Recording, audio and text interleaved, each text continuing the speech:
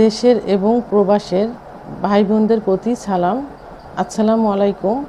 আমি প্রভাষক doctor Rikta Parvin, chamber সেবা হোমিও কমপ্লেক্স অ্যান্ড সেবা ডিজিটাল ল্যাব, উপজেলা মডেল মসজিদের পূর্ব পাশে, শিমুলিয়া, মাগুরা। সহবাসের সময়কে দীর্ঘায়িত কিভাবে করা যায়, অর্থাৎ 2 মিনিট থেকে কিভাবে 10-15 মিনিট করা যায় সেই বিষয়ে আজকে কথা বলবো। সহবাসের সময়কে দীর্ঘায়িত করার জন্য স্বামী স্ত্রী দুজনকেই ধৈর্যশীল এবং সহনশীল হতে হয়। মাথা ঠান্ডা রেখে যৌন কার্য পরিচালনা করতে হয়। মনে রাখবেন যে আপনি যুদ্ধক্ষেত্রে যুদ্ধ করতে যাচ্ছেন না, জয়লাভ করতে যাচ্ছেন না। আপনি যাচ্ছেন আপনার পার্টনার অথবা স্ত্রীকে সুখ দিতে এবং নিজে সুখ নিতে।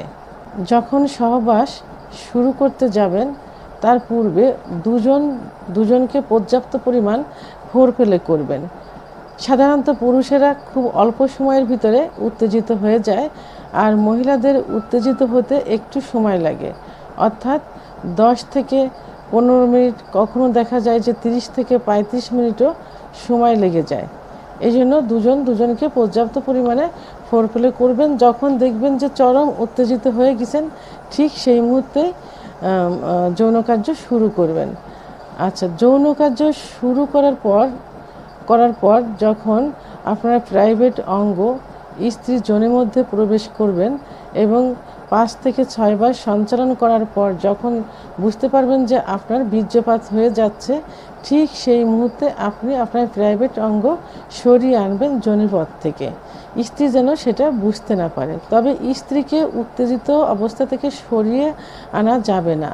তাকে পর্যাপ্ত পরিমাণে ফোরপ্লে করবেন। যেখানে ফোরপ্লে করলে সে উত্তেজিত অবস্থায় থাকে, ঠিক সেখানেই ফোরপ্লে করবেন এবং কথা বলবেন, গল্প করবেন। এর মধ্যে দেখবেন যে আপনার প্রাইভেট অঙ্গ নিস্তেজ হয়ে গেছে। তো আবার যখন নিস্তেজ অবস্থা থেকে আবার শুরু করার ডিসিশন নেবেন, তখন মন মানসিকতা সেইভাবে তৈরি করবেন। তবে যৌন কার্য পরিচালনার পূর্বে, অর্থাৎ সহবাসে আসার পূর্বে আপনি কিছু খাবার খেয়ে নেবেন। যেমন 1 গ্লাস কুসুম গরম দুধ, 1টা ডিম, 1টা কলা, 2টা খেজুর, 2টা কাজু বাদাম, অন্তত সহবাসের 1 ঘন্টা আগে এইগুলো খেয়ে নেবেন। তাহলে আপনার এনার্জিটা বেড়ে যাবে। যখন দেখবেন যে আপনার ওঠানামা করতে অর্থাৎ থেমে সহবাস করতে যখন দেখবেন যে আপনার প্রাইভেট অঙ্গটা নিস্তেজ হয়ে গেছে, আপনি যখন আবার মন শুরু করবেন যে আবার শুরু করব, ঠিক আবার উত্তেজিত হয়ে যাবে। এই জন্য খাবারগুলো 1 ঘন্টা আগেই খেয়ে নেবেন। তো যখন প্রাইভেট আবার যৌন কার্য পরিচালনা করবেন, তখন আবার সেইভাবে নিজেকে প্রস্তুত করে যৌন কার্য শুরু করবেন। আবার 5 থেকে 6 বার সঞ্চালন করার পর যখন আবার বীর্যপাত হওয়ার সম্ভাবনা হবে, ঠিক তখন আবার এইভাবে বের করে ফেলবেন। স্ত্রীকেও সেভাবে ফোরপ্লে করতে থাকবেন।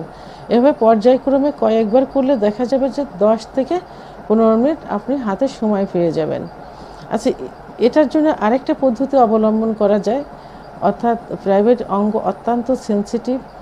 যেখানে স্ত্রীর যোনির মধ্যে যে স্পট জায়গা থাকে, ওর স্পর্শ পেলেই এটা উত্থান হয় এবং কয়েকবার সঞ্চালন করলেই বীর্যপাত হয়ে যাওয়ার সম্ভাবনা হয়ে যায়। এই জন্য অ্যানেস্থেটিক জাতীয় কিছু ব্যবহার করবেন। এর মধ্যে যেমন কন্ডোমটা কিন্তু রাবার জাতীয়। এটা ব্যবহার করলে সহজেই প্রাইভেট অঙ্গের স্কিনে কিন্তু ওইভাবে স্পর্শ হবে না, অর্থাৎ একটু দেরিতেই আপনার বীর্যপাত হবে। আবার আপনি এটাও করতে পারেন, অ্যানেস্থেটিক জাতীয় ভ্যাজলিন অথবা জেলি ব্যবহার করতে পারেন।